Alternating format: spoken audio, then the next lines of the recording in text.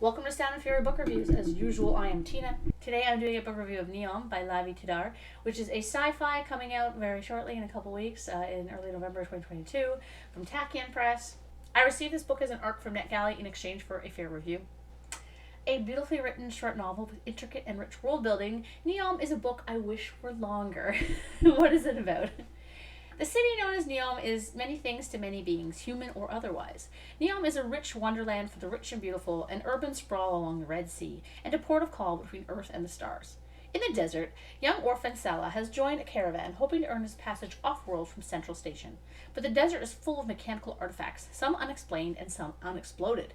Recently, a wry, unnamed robot has unearthed one of the region's biggest mysteries, the vestiges of a golden man. In Neom, childhood affection is rekindling between loyal Shurta officer Nasir and hardworking flower seller Miriam. Manasu, a deadly terror artist, has come to the city with missing memories and unfinished business. Just one robot can change a city's destiny with a single rose, especially when that robot is in search of lost love. So that was a lot, but doesn't really explain anything. I believe you would call this novel a future history, as rather than writing a fictional universe where Earth exists in like the general sense, it's more about speculation into how the future is derived from our actual Earth, with all our history and current events today.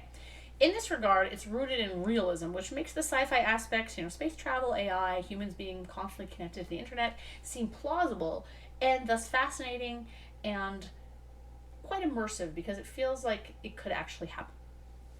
I loved the world building. The city as well as the desert surrounding it, the latter filled with ancient Roman robots, genetically enhanced animals that can speak, and abandoned technology. The desert aspect was my favorite part of the novel, actually. Unfortunately, when it came to the plot, the story ends a little bit anticlimactically on all accounts. We have people coming together and storylines resolved, but some readers might be tempted to say, like, okay, so what? I thought the resolution was refreshing, but the novel was too short to make the climax impactful.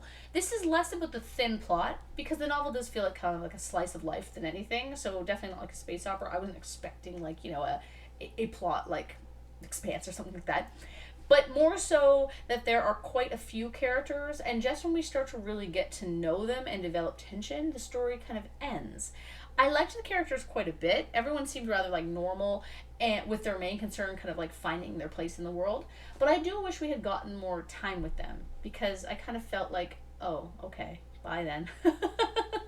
I'm definitely interested in reading more of this author, preferably more like novel length works than this kind of short novel. His style and prose are lovely and engaging, and I love the world that he's created. I highly recommend this novel for people who like their sci-fi on the like what will the future look like side rather than like action based, and if they have an interest in AI sentience and they like a slow, thoughtful story about connection and love, because overall that is kind of what it's about. The thing is, it's such a rich book in terms of what else, in terms of, as I said, the world building. So there's just so much to talk about, but I don't want to spoil any of it. So yeah, this is going to be a very short review. But yeah, if you have any interest in kind of like more thoughtful, kind of quiet, kind of more introspective sci-fi, I do recommend this book. It's just a little short.